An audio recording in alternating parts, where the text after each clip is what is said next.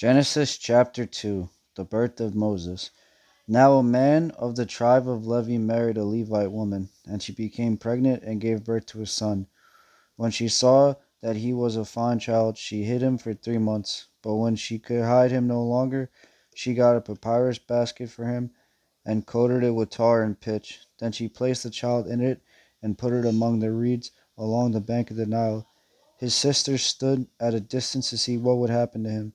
Then Pharaoh's daughter went down to the Nile to bathe, and her attendants were walking along the river bank. She saw the basket among the reeds and sent her female slave to get it.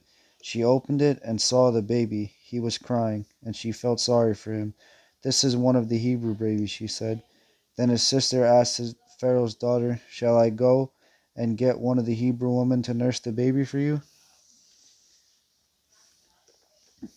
"Yes, go," she answered. So the girl went and got the baby's mother. Pharaoh's daughter said to her, "Take this baby and nurse him for me, and I will pay you." So the woman took the baby and nursed him.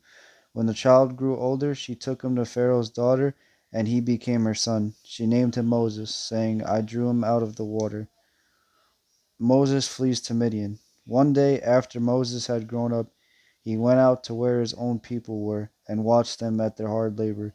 He saw an Egyptian beating a Hebrew, one of his own people. Looking this way and that, and seeing no one, he killed the Egyptian and hid him in the sand. The next day he went out and saw two Hebrews fighting. He asked the one in the wrong, "Why are you hitting your fellow Hebrew?" The man said, "Who made you ruler and judge over us? Are you thinking of killing me as you killed the Egyptian?" Then Moses was afraid and thought, "What I did must have become known." When Pharaoh heard of this, he tried to kill Moses, but Moses fled from Pharaoh and went to live in Midian, where he sat down by a well. Now a priest of Midian had 7 daughters, and they came to draw water and fill the troughs to water their father's flock. Some shepherds came along and drove them away, but Moses got up and came to their rescue and watered their flock. When the girls returned to Reuel, their father, he asked them, "Why have you returned so early today?"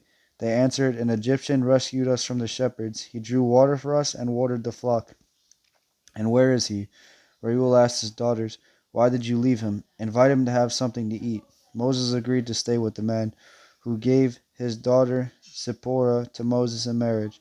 Zipporah gave birth to a son, and Moses named him Gershom, saying, "I have become a foreigner in a foreign land." During that long period, the king of Egypt died.